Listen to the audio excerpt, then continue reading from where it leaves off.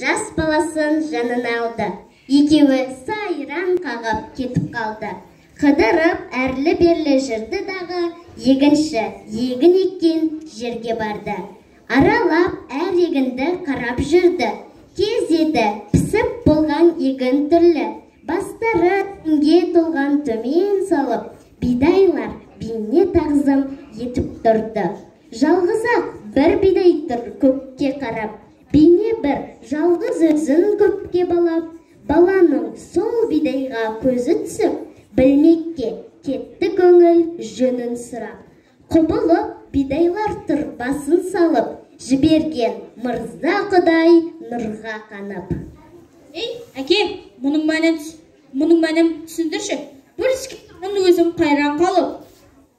Бұл бидай көтеріп тұр басын көкке, қарайды шекірейіп өзі көпке.